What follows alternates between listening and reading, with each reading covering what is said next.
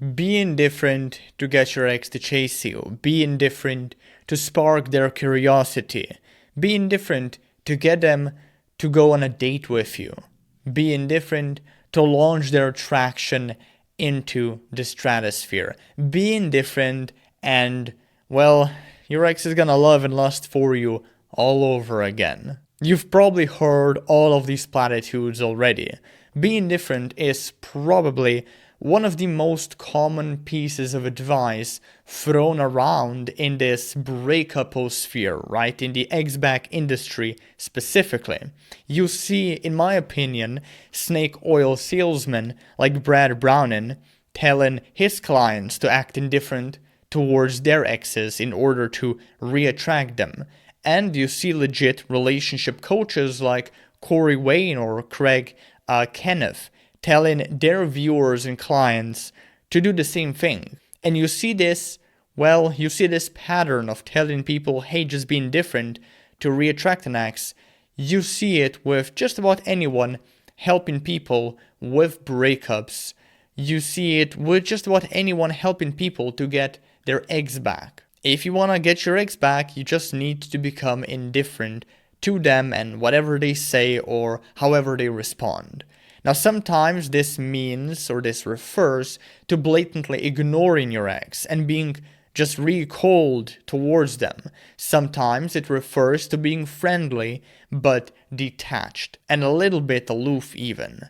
And other times it refers to being completely unattached to them and, like I said, whatever they say or however they respond or whatever they do. Meaning whether they give you some sort of a responsive, some sort of a positive answer when you, let's say, tell them that you still love them. Maybe they even tell you something like, hey, I can't go on a date with you right now. I'm gonna call you back, and then they never do when you invite them on a date. You just don't care. You are completely indifferent to what they do. And I think you get the point by now. So you don't worry, you don't cave under any circumstances, you don't start chasing your ex out of desperation, you just remain stone cold. Now here's the thing, being indifferent to your ex's reactions and replies and opinions, and them in general, is impossible. In fact, I would even consider that trying to be indifferent towards an ex is dysfunctional and at worst idiotic. And here's why I think trying to become indifferent in general sucks when it comes to reattraction with an ex, right? Because by withholding your true intentions and your identity, you also withhold your authentic self. Therefore, if you do reattract your ex at some point, they didn't really fall in love with you, they fell in love with the fake you, the indifferent, artificial persona that you've constructed and projected into the world. Like, the only reason breakup survivors even attempt to be indifferent to their ex is because they deep down care way too much about them. That's usually how these things work. They pretend not to care that their ex hasn't responded to their third message in a row because they're petrified that they've lost them for good. They pretend to be cool and aloof when they get their ex on a date because they're just scared of screwing up things and not getting, therefore, a second date, another chance, that is, with them. They pretend they're balling in dick or pussy and couldn't care less about their ex when their friends ask, let's say, how's the recovery going? Only because these people are too ashamed to admit that they're actually suffering, that they're hurting, that they're lonely, sometimes even miserable. They pretend they don't care about what their ex does or says, but deep down, they do care. They care intensely. So in a way, indifference is nothing but a defense mechanism against insecurity, against shame, against fear, or even vulnerability. And it's not those who are indifferent that are strong, admirable, and confident.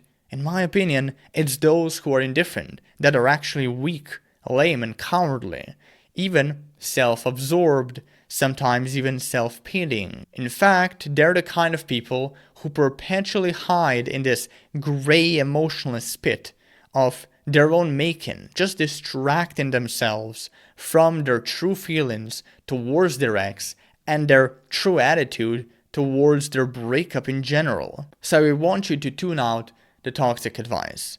Like the whole indifference movement, if we can even call it that, is an illusion, an ideology made to give you false hope that you can become some uncaring badass like in the movies, like James Bond, right? You know, the guy or even the gal who just doesn't give a fuck about adversity. But that, dear viewer, is a fantasy. You cannot be indifferent towards your ex, nor should you attempt to actually be indifferent. Now here's what I think is a way healthier, better alternative to becoming indifferent to an ex. And it's pretty straightforward.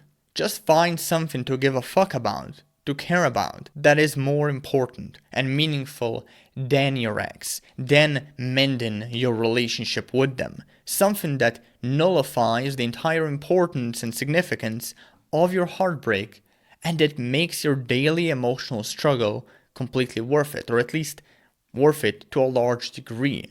Now, paradoxically, finding this something, whatever it is, will eventually make you indifferent to your ex as a side effect. But please note, this isn't the ordinary fake indifference that a coward would practice. This is authentic indifference.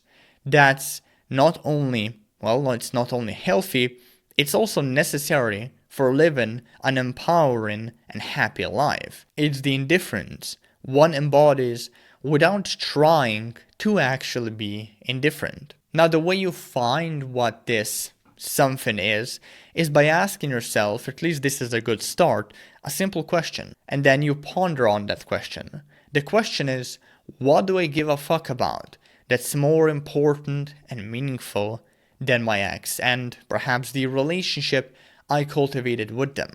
Now, this something can truly be anything.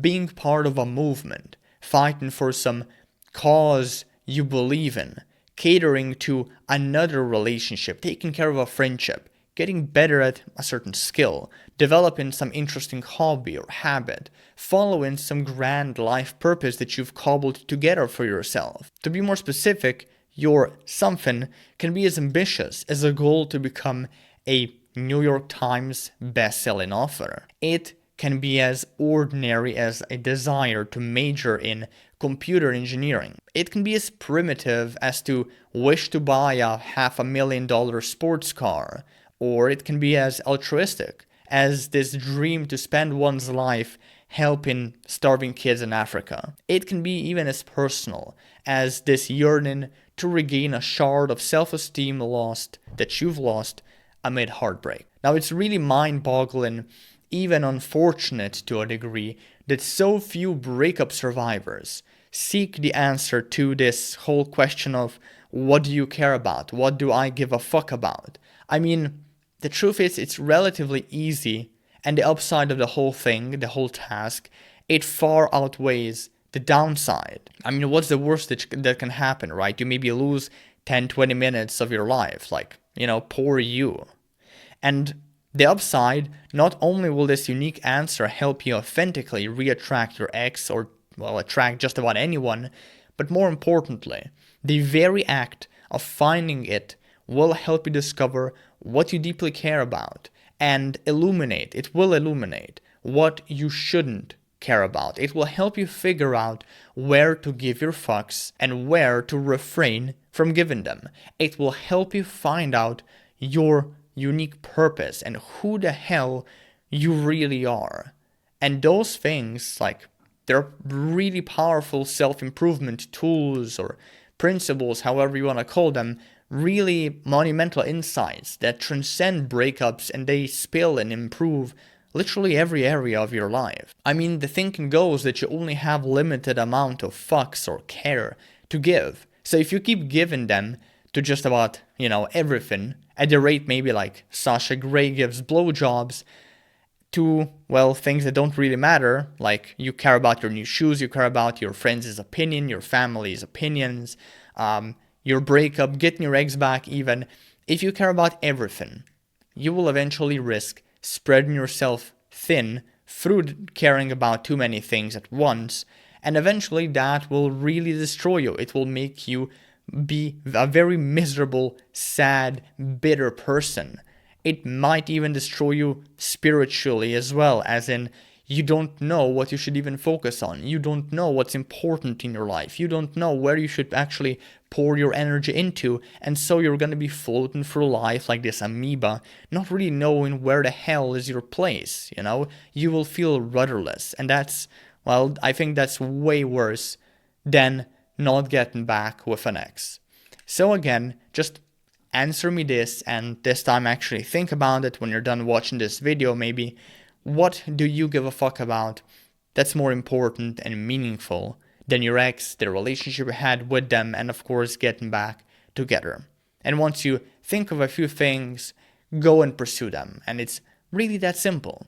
And if you want to go deeper into getting your ex back, into my process for getting an ex back in general, you should download my free reattraction cheat sheet. It's a one-page sexy PDF that walks you through this entire process, my entire ex back philosophy even. You can download it through the link in the description below this video, so click on that if you're interested. And well, that's pretty much it from my side. Thanks for watching and take care.